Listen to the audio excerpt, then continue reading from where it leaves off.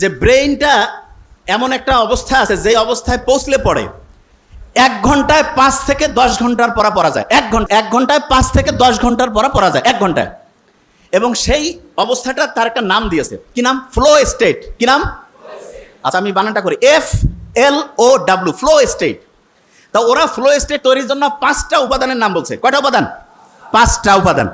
এবং খুব মজার ব্যাপার, সেই 5টা উপাদান তৈরির জন্য যে আলাদা আলাদা 5টা কাজ আছে, সেই 5টা কাজের যে সামারি, সেই কাজটা আল্লাহ নামাজের মধ্যে কোরআন পড়লে সেই সিস্টেমটা চালু করে দিয়েছে। বুঝি নাই? একজনকে বললাম যে ভাই তুমি ABCDE 5টা ওষুধ খাবা আলাদা আলাদা, আর একজনকে বললাম যে ভাই তোমার 5টা ওষুধ আলাদা খাওয়ার লাগবে না, জাস্ট একটা ছোট্ট ট্যাবলেট আছে, সেইটার মধ্যে 5টার সব কানেকশন আছে। কোনটা বেশি দামি হইলো? তাহলে কোনটা বেশি ভালো ডাক্তারি হইলো? ওই একটা কাজ হচ্ছে নামাজ পড়া, কোরআন পড়া। কোন কাজ? বুঝি না, বিশ্বাস করি না তো আমরা। কারণ কি? আমি জানি বিশ্বাস আমরা করি না যে নামাজ পড়লে, কোরআন পড়লে যে ব্রেইনটা ফ্লো স্টেটে আসে, এটা আমরা বিশ্বাস করি না।